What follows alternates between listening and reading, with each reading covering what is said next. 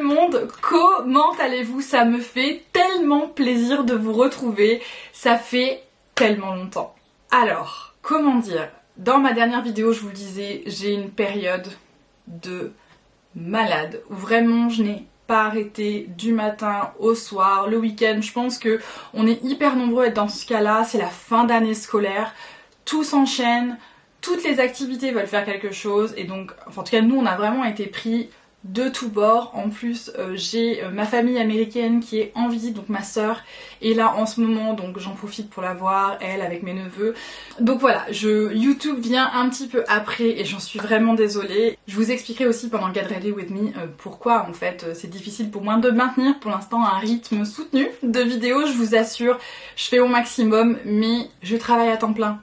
Et je fais pas que ça. Donc YouTube c'est vraiment pour l'instant un à côté que je vais essayer de régulariser, bien évidemment. Et sachez en tout cas que vous m'avez vraiment beaucoup manqué. Ça me fait tellement plaisir de me retrouver là maintenant avec vous. Donc aujourd'hui on va se préparer ensemble. Et on va faire le look que je porte maintenant avec bien évidemment du bleu. Parce que sur Insta, si vous me suivez sur Insta, je vous mets mon handle par ici. Je poste des photos des looks que je porte et que je porte au boulot. Je tiens à préciser, les photos que je prends sont souvent des photos que je prends au boulot. Et je porte souvent du bleu, assez étonnamment en ce moment, je suis vachement dans le bleu.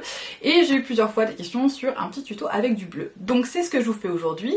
Je vais en profiter en plus pour vous présenter une nouvelle palette de chez BH Cosmetics et 2-3 petits produits que j'ai pas encore utilisés sur ma chaîne. Donc si c'est quelque chose qui vous intéresse, à tout de suite. Nous voici donc un petit peu plus près pour démarrer ce Get Ready With Me, donc où on se prépare ensemble. Et donc pour le look du jour, comme vous avez peut-être pu voir en intro, je vais vous faire un look avec du bleu. J'ai été un petit peu plus présente sur Instagram que sur YouTube, encore une fois, voilà, hein, j'ai du mal et je vais vous expliquer tout en me préparant pourquoi c'est difficile pour moi d'être très régulière sur YouTube en ce moment. Mais pour le look du jour, je me suis dit qu'on allait mettre cette palette là à laisser. Je ne l'ai pas encore testée, je voulais faire une revue dessus et en fait je pense que j'aurai pas le temps. C'est la nouvelle palette de chez BH Cosmetics dans leur collection voyage, ce qu'ils appellent les Travel Series, et celle-ci c'est Passion in Paris. Et comment dire, quand j'ai vu les photos promo, je savais que j'allais vouloir cette palette.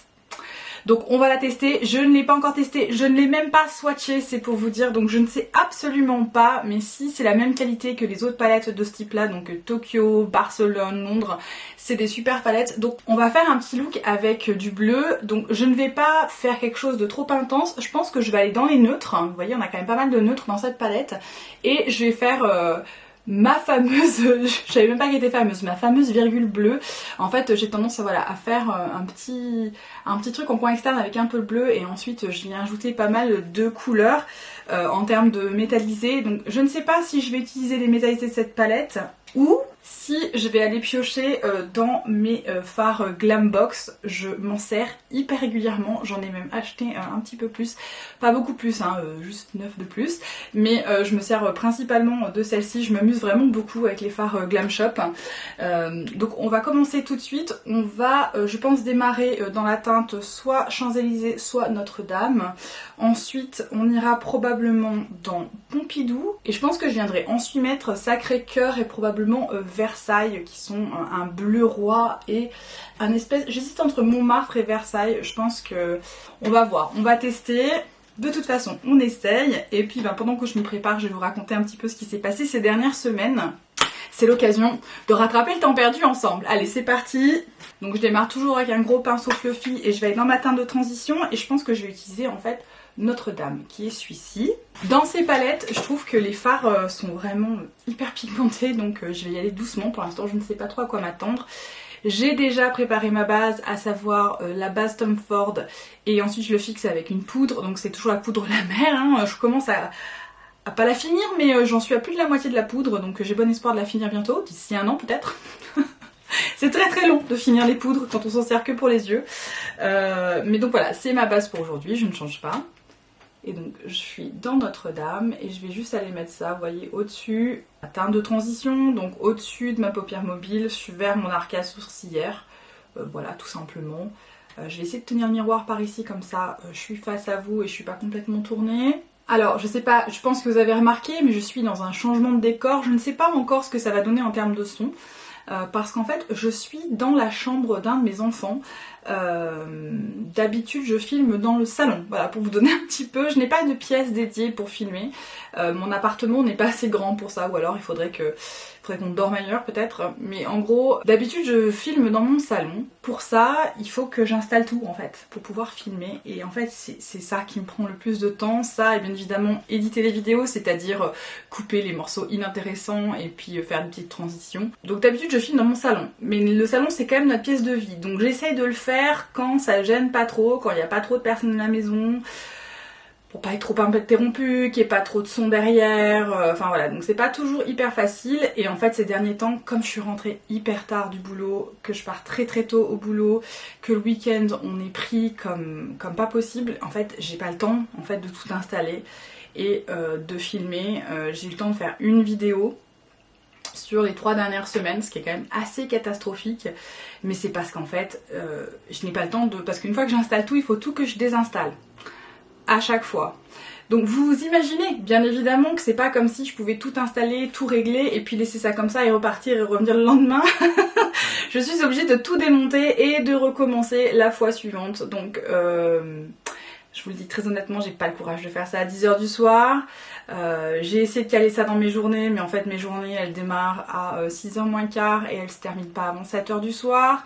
Donc 6 h moins quart du matin et elles se terminent pas avant 7 h du soir. Et après quand je rentre, il faut que les enfants mangent, qu'ils se douchent, tout ça.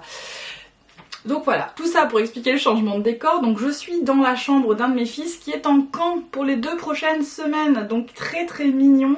Quand j'étais en train de l'amener, il m'a dit tu sais maman, j'ai vu que ces derniers temps t'avais pas eu le temps de filmer. Enfin voilà, il a très bien vu que je trifouillais pas mes affaires pour filmer. Il m'a dit c'est quand même dommage. Je lui dis bah tu sais j'ai vraiment pas le temps et puis de devoir tout faire et tout enlever à chaque fois.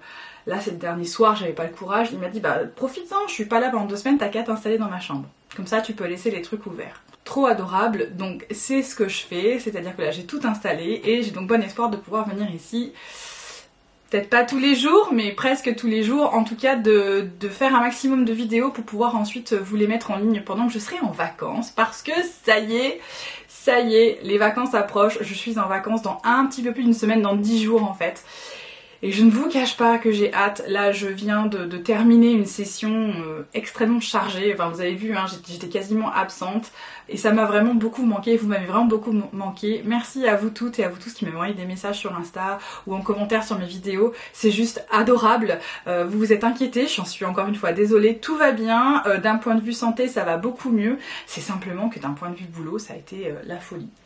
Et ensuite, pour vous tous et vous toutes qui êtes engagés par ailleurs que dans votre travail, dans des associations et des choses comme ça, avec le déconfinement, les activités ont repris et tout le monde peut faire quelque chose. Donc là, les week-ends, je crois qu'il n'y a pas un week-end où on se pose et on se posera pas avant de partir en vacances. Donc encore ce week-end, je suis marraine de quelqu'un, donc je suis de baptême ce week-end. Donc voilà, c'est pas ce week-end que je vais me poser, que je vais filmer. Alors je vais continuer maintenant, donc j'avais dit, donc vous voyez franchement Notre-Dame hyper bien travaillé, donc maintenant je vais aller dans Pompidou qui est cette teinte là qui est vraiment franchement plus foncée, donc on va voir, je vais y aller tout doucement avec toujours un façon un peu fluffy, c'est juste pour venir apporter un tout petit peu de profondeur dans les teintes un petit peu, oula c'est très pigmenté, dans des teintes un petit peu rosées mais pas trop, comme je veux mettre le bleu après, je veux quand même que ça fonctionne. Alors je pensais que ce serait un peu plus marron que ce que c'est, ça sort plus rose que marron, donc je sais pas ce que ça va donner avec le bleu cette histoire là, on va voir. C'est très très pigmenté, en tout cas si vous ne connaissez pas ces palettes Travel Series, donc les noms de villes hein, généralement ou de pays, il y a Suisse, il y a Barcelone, il y a Londres, il y a Tokyo, il y a Chicago, il y a Hawaï, donc maintenant il y a Paris, je crois que la deuxième qu'ils ont sortie c'est Puerto Rico avec Paris, donc celle-ci je l'ai pas prise. Mais alors là vraiment celui-ci incroyable comme ça se travaille hyper facilement, vraiment sans aucun souci. Hein. Ça m'a pris 2 secondes, hyper facile à travailler, c'est un petit peu plus rose que ce que je croyais mais ça me dérange pas plus que ça. Pour l'instant les mats se travaillent très très bien, donc maintenant on va les taper dans les bleus, on va voir à quel point ça va se mélanger avec ça. Donc je vais pas avoir un look, parce que avec les bleus en fait j'aime bien avoir 2 variantes, j'aime bien être dans les bleus verts et j'aime bien être dans les bleus rose violet. C'est les deux combinaisons que j'aime bien faire avec le bleu. Et j'aime bien aussi faire un très neutre, c'est-à-dire une base marron en fait, limite vraiment marron beige, donc très neutre, et ensuite avoir le bleu comme accent. Voilà, ça si jamais vous savez pas trop comment vous servir du bleu, voilà les 3 combinaisons personnellement que j'utilise. Je trouve que la plus simple c'est avec une base très neutre et ensuite mettre un petit peu de bleu pour démarrer et ensuite venir agrémenter avec du jaune, du vert, éventuellement voilà du rose et du violet comme ce que je vais faire aujourd'hui. Je vais maintenant prendre un plus petit pinceau pour faire mon coin externe et je voulais aller dans Seine, mais j'ai peur que Seine soit un peu trop... Donc Seine c'était celui-ci qui est vraiment le bleu roi, mais je me demande si je vais pas directement aller dans Montmartre. Je vais démarrer un tout petit peu avec Seine, je vais voir comment ça se comporte et si je vois que vraiment ça part en cacahuète, j'irai couvrir ça avec Montmartre. On va voir, parce que c'est un bleu roi donc je ne sais pas ce que ça va donner, je vais le laisser dans mon coin externe, on va voir. Donc oui, donc ces derniers temps, j'ai essayé un petit peu de poster des looks sur Insta, pas spécialement beaucoup parce que j'ai pas le temps en fait de me prendre en photo quand je suis au travail, hein. C'est parce que généralement je me prends en photo quand je suis au travail dans la journée, rapidement on va dire quand je vais prendre mon café, et ces derniers temps ben, j'ai pas trop eu l'occasion de faire ça, soit parce que j'ai pas vraiment eu l'occasion d'aller boire un café tout simplement, soit parce que je n'étais pas seule, mes collègues ont quand même eu pas mal besoin de moi. Et c'est vrai que souvent dans ces cas-là, je ne suis pas seule en fait à la pause café. C'est le moment où en fait je fais le point avec mes collègues sur différents sujets, donc c'est pas le moment de se faire un selfie quoi. Je suis pas sûre qu'ils comprendraient, genre ils me regardaient genre qu'est-ce que t'es en train de faire. Alors, Seine, je pense que c'est ces fards qu'il faut entasser et ensuite dégrader pour avoir la vraie couleur. Moi comme je le travaille en dégradant, je sais pas si vous voyez, donc c'est en train de tourner un petit peu au violet. C'est pas très grave, c'est pas trop l'effet que je voulais avoir, mais ça c'est parce que ma base n'est pas assez neutre. Je pense que ma base est beaucoup trop rose et du coup quand je dégrade Seine, il tourne au violet parce qu'en même temps je le mets sur un rose, donc voilà, ça jusque là c'est normal, mais ce n'est pas grave. On va j'ai bon espoir qu'avec Montmartre on arrive à avoir un truc un tout petit peu plus bleuté que violet. Vu les fards métallisés que je veux utiliser, j'espère que c'est ce que je vais réussir à faire. Par contre, ils se dégradent très bien, c'est pas le problème, justement, ils se marient très bien, ça fait pas de taches en fait de bleu sur mon fond rose, donc en soi ça ne me gêne pas, mais c'est pas ce que j'avais imaginé quand j'ai commencé ce look. Je pensais avoir un truc plus bleu que violet. Je vais utiliser le même pinceau, je vais juste le nettoyer et je vais maintenant aller dans Montmartre qui était ce bleu foncé, qui est juste ici. Pareil, bien pigmenté, et je pense que celui-ci, ouais, il va être bien bleu. Donc vous avez été plusieurs à me demander ce que je faisais comme travail. C'est vrai que je n'ai pas dit ce que je faisais, donc parce que mon titre est un peu pompeux. Je suis directrice administrative pour un laboratoire de recherche. Bon, en gros, je fais de la paperasse, hein, je vous le dis tout de suite, le titre est assez long pour ce que c'est. Donc en gros, je travaille dans un labo qui fait de la recherche scientifique de haut niveau, c'est-à-dire de la recherche théorique. On n'est pas, par exemple, vous savez, dans les services de R&D des entreprises, le but c'est pas d'avoir une application industrielle, ça ne sert pas à aller sur le marché là tout de suite, c'est plutôt la recherche qu'on appelle la recherche fondamentale, donc où on essaie de comprendre comment les choses fonctionnent, et en comprenant comment les choses fonctionnent, à ce moment-là, par la suite, on peut développer des process qui sont applicables en industrie. Voilà, si c'est clair ce que je dis. Mais en gros, moi, ce que fait mon laboratoire, c'est avant tout la recherche fondamentale dans les énergies propres. Donc tout ce qui va être hydrogène, batterie, photovoltaïque. Mais au niveau fondamental, donc ils vont travailler sur les cellules d'hydrogène, sur l'oxygène, sur les cristaux, et tout ça c'est au niveau plus que microscopique, hein, puisque là on est au niveau de l'atome, donc on est au niveau atomique, et voilà, donc ça c'est ce que fait mon laboratoire. On est une petite équipe, mais on travaille au sein d'un très gros site, où il y a environ 600 personnes. Et dans mon laboratoire, on est environ une dizaine. Et donc moi, mon boulot, en fait, c'est de m'assurer que les chercheurs qui bossent pour moi ou qui nous rendent visite aient tout ce qu'il faut à leur disposition. Et je suis en charge, bien évidemment, de tout ce qui va être contractuel, légal, comptable. Donc voilà, mon travail couvre beaucoup de champs en fait de support, c'est-à-dire que je ne fais pas de science à proprement parler, mais par contre j'aide mes scientifiques à ne se concentrer que sur la science et pas sur le reste, à savoir quel papier est-ce que je dois remplir pour mon assurance ou qu'est-ce que je dois envoyer maintenant à la sécu parce que j'ai rien compris, parce qu'en fait mes collègues ne sont pas français, je crois que maintenant j'ai un collègue français, mais le reste c'est que des expatriés, ce sont que des scientifiques qui viennent de plein d'autres pays et la plupart en fait ne parlent pas ou peu français. Et quand on arrive dans un nouveau pays, eh ben il faut faire un tas de démarches. Et il faut dire quelque chose, en France on est les rois de la démarche administrative, il y a un nombre de démarches à faire quand on arrive qui sont toutes les plus alambiqués du monde. Donc mon boulot c'est aussi ça, c'est de m'assurer que les scientifiques qui arrivent, parce qu'on a quand même un petit peu de turnover, on a ce qu'on appelle des post-doctorants, donc ils sont là pour 3-4 ans, ils sont encore en train de faire de la recherche vraiment très très théorique, ils travaillent sur des sujets qui leur sont propres. Et bien ces gens-là ils restent 3-4 ans, mais ils viennent d'un autre pays, puis ensuite ils repartent dans un autre pays.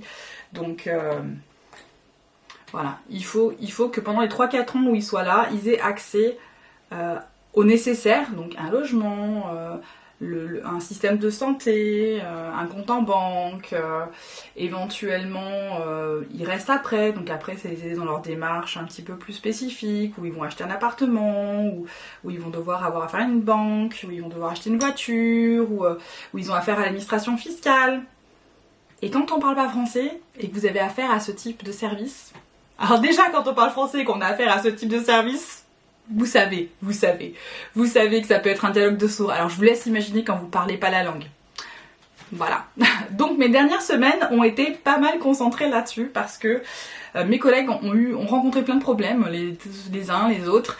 En plus de tout ce qui se passait au niveau du travail, voilà. Ça a été un peu le feu. Bon, j'ai terminé pour mes maths, franchement ça rend super bien, c'est plus violet que ce n'est bleu. Mais ce n'est pas grave, c'est vraiment très très chouette, j'aime vraiment beaucoup. J'ai eu aucune difficulté à travailler ces maths. On va maintenant passer dans les métallisés parce que c'est quand même le truc le plus rigolo. Et je me demande quand même si je vais pas utiliser un des métallisés bleus parce que Versailles, qui est celui-ci, me fait quand même de l'œil pour mon coin externe pour faire le lien. Et ensuite je pense qu'à l'intérieur je vais aller mettre un des Glam Shop. Donc on va voir ce que ça donne. Donc les métallisés, je les applique au doigt parce que c'est comme ça que je trouve qu'ils rendent le mieux. Et c'est plus facile pour moi de les appliquer comme ça. J'aime beaucoup cette couleur. Voilà, je vais aller à peu près à la moitié de ma paupière mobile comme ça, hein, pas plus. Donc j'utilise ma main gauche pour mon œil gauche. Si vous ne faites pas ça, enfin ou l'inverse, si vous êtes gaucher et que vous n'utilisez pas votre main droite pour l'œil droit, je vous conseille. Ça permet d'avoir le même sens d'application des fards. Et mine de rien, ça change quand même la manière dont on dépose le produit. Donc voilà, je vous conseille de vous entraîner si vous ne le faites pas.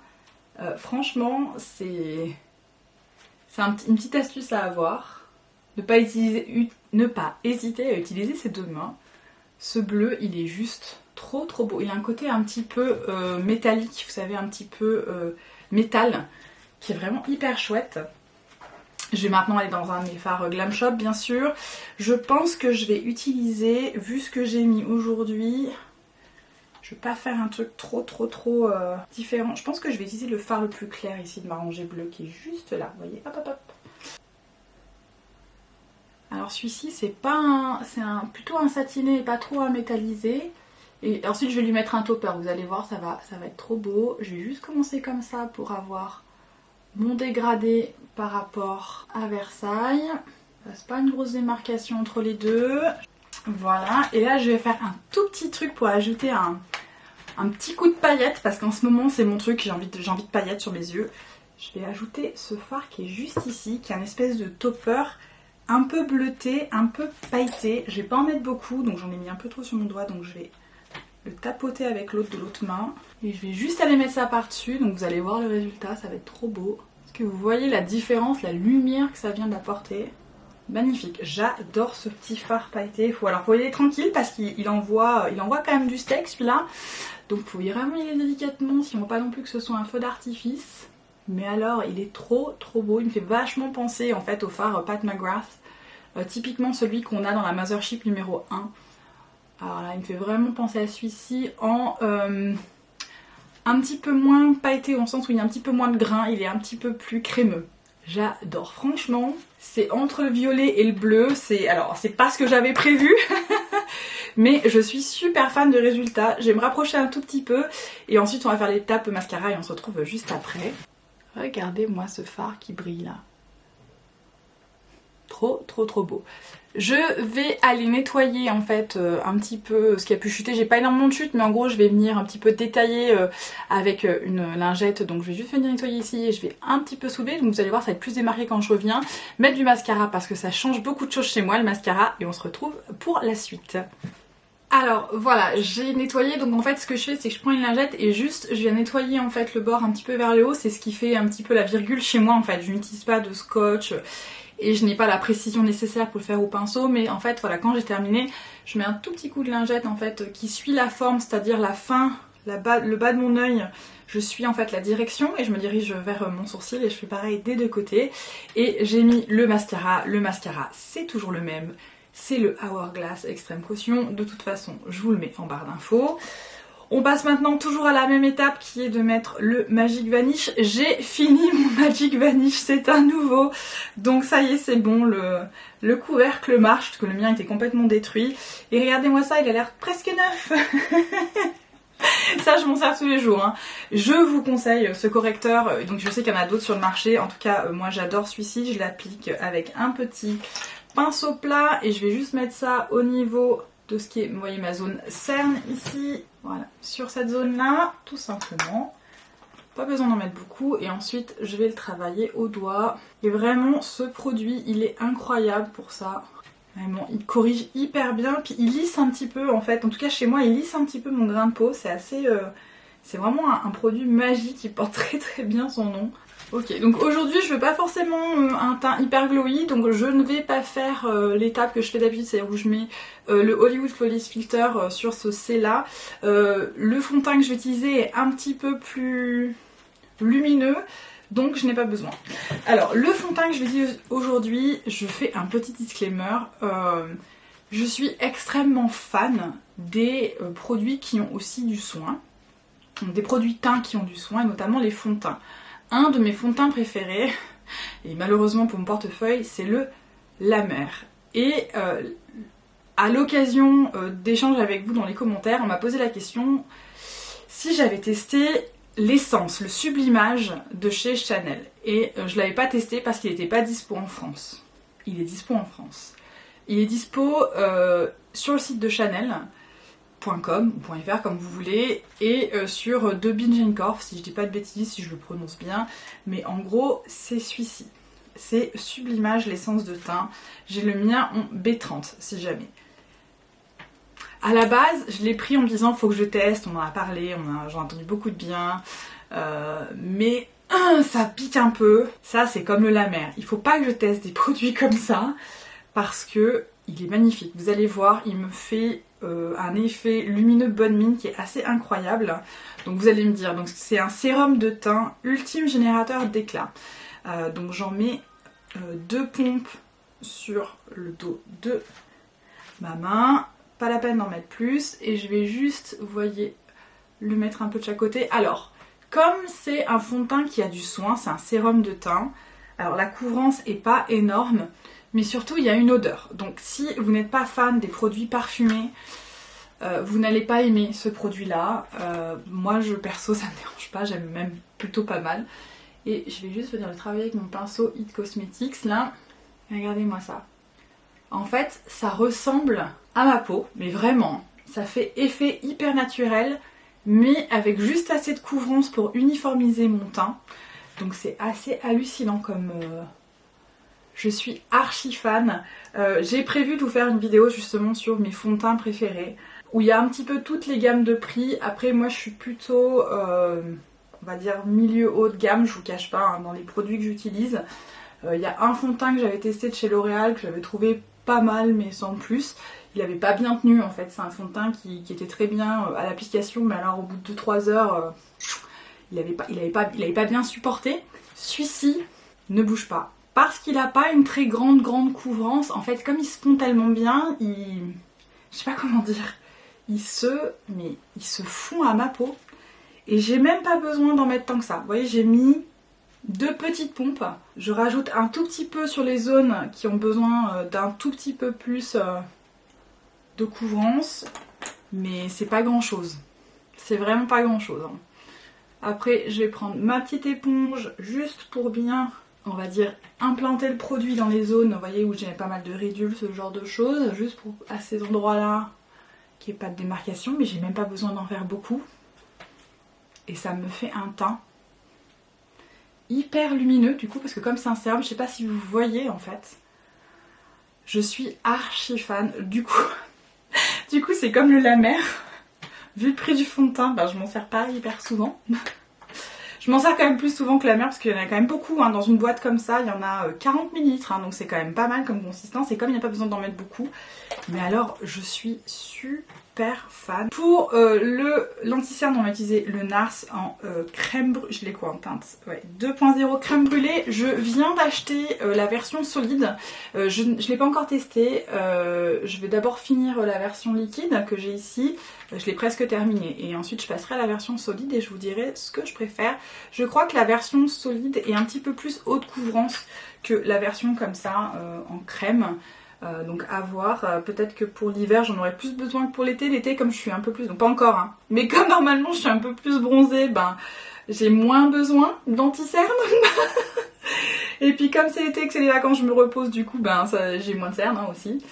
Mais bon, vous savez, ce NARS c'est un de mes produits préférés. J'adore cet anti-cerne, je trouve qu'il se travaille vraiment très bien, il ne bouge pas, c'est la bonne couleur, c'est le bon sous-ton, parce que je trouve que c'est ça qui est un peu difficile des fois dans les anti-cernes. On n'a pas toujours le bon sous-ton, en tout cas pas qui peut se marier avec tous les fonds de teint, parce que les fonds de teint ont toujours des petites variations. Alors là, celui-là, je m'en sers avec tous mes fonds de teint et j'ai aucun problème, il a vraiment il a vraiment le bon sous-ton tout simplement. Il ne bouge pas. Il fait le job, il masque bien tout ce qu'il faut masquer et franchement il se travaille hyper bien. Pour fixer tout ça, comme j'ai un fond de teint, je vous ai dit, qui est un petit peu glowy, je vais utiliser, c'est la poudre Pas de ma Grâce et ça c'est en teinte 0 light, donc la blanche quasiment. Celle-ci, je vous ai déjà dit, la petite astuce c'est de ne pas en mettre beaucoup sur un petit pinceau fluffy et juste venir déposer ça, juste pour fixer l'anti-cerne. Mais je ne vais pas surpoudrer la zone, je vais juste voilà, venir fixer tout ça délicatement, sans trop en faire. Je veux pas enlever trop de la luminosité du sérum de teint de Chanel que je viens d'utiliser. Comme bronzer, l'une d'entre vous, j'en ai déjà parlé dans une vidéo, m'a conseillé de tester les bronzers Chantecaille. Alors Chantecaille, je ne sais pas si vous connaissez, mais pareil, c'est une marque assez haut de gamme. Et j'avais pas testé leur bronzer. Alors merci à celle qui m'a conseillé, mais en même temps pourquoi? Parce que il est juste trop beau.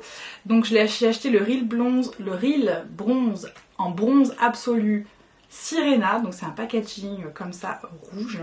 Et en fait c'est leur formule gelée poudre. C'est comme leur poudre que j'adore, leur poudre de finition que moi j'ai dans la collection Hummingbird, donc colibri. Et c'est le même principe. J'adore ce bronzer. La formulation de cette gelée poudre, je pense que c'est peut-être ma formulation préférée de poudre en produit de teint. Et vous voyez, regardez, juste, ça apporte juste un tout petit peu. Mais comme c'est pas trop mat, ça marche très bien avec ce sérum de teint de chez Chanel. Ça vient pas trop matifier en fait.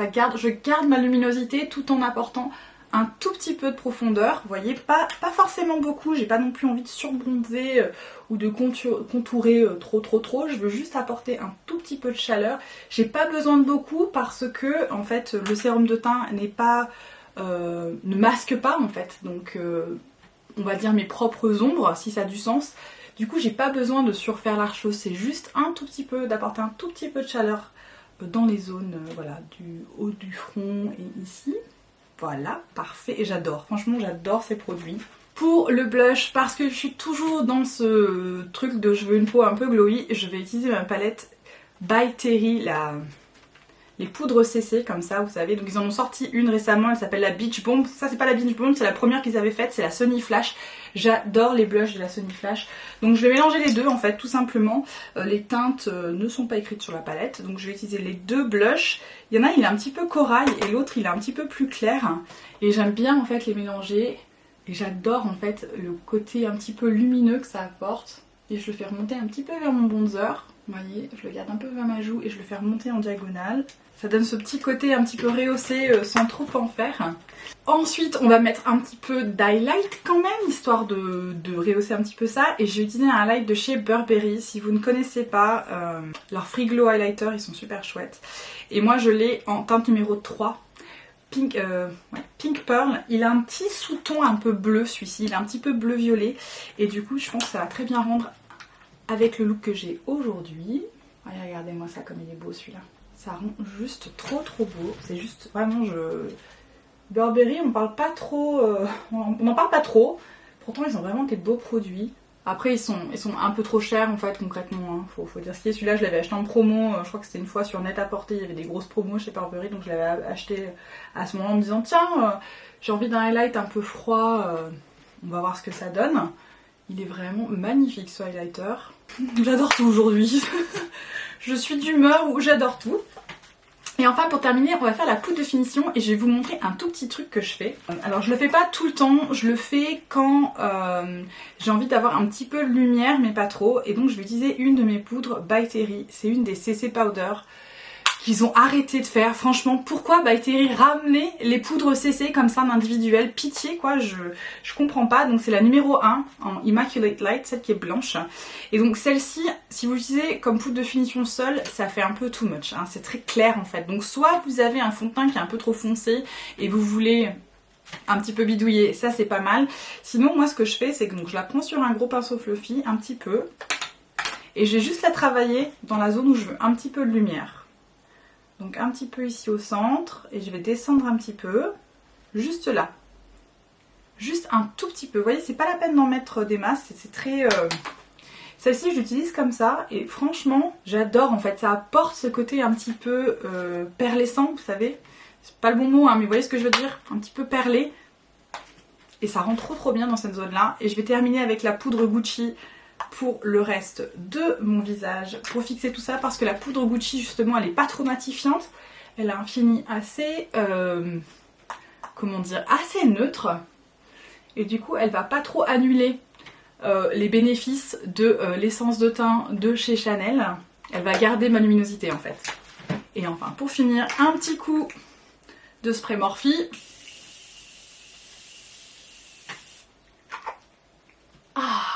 Et enfin pour vraiment compléter ce look, un petit rouge à lèvres de chez Tom Ford. J'accuse la youtubeuse Jenna Fressy, si vous la connaissez pas, elle est canadienne. Et elle disait que sa couleur préférée c'était Indian Rose, donc c'est le 04. Et je confirme, c'est un petit peu le nude parfait. Ce rouge à lèvres est juste, il est hyper confortable en plus. Bientôt on n'aura plus de masque, on a déjà plus de masque dehors donc on peut déjà mettre un peu plus de rouge, mais dès que vous rentrez dans un magasin ou moi typiquement au boulot, ben c'est masque obligatoire donc mettre du rouge à lèvres ça n'a pas trop de sens, mais bientôt on va pouvoir les ressortir et je trouve que cette couleur là elle va juste avec tout, elle est magnifique. Si vous ne connaissez pas, je vous conseille. Franchement j'aime beaucoup le résultat. Alors c'est pas du tout c'est pas du tout soft glam aujourd'hui, on est carrément dans un truc qui pète. Mais en ce moment c'est tout à fait mon kiff.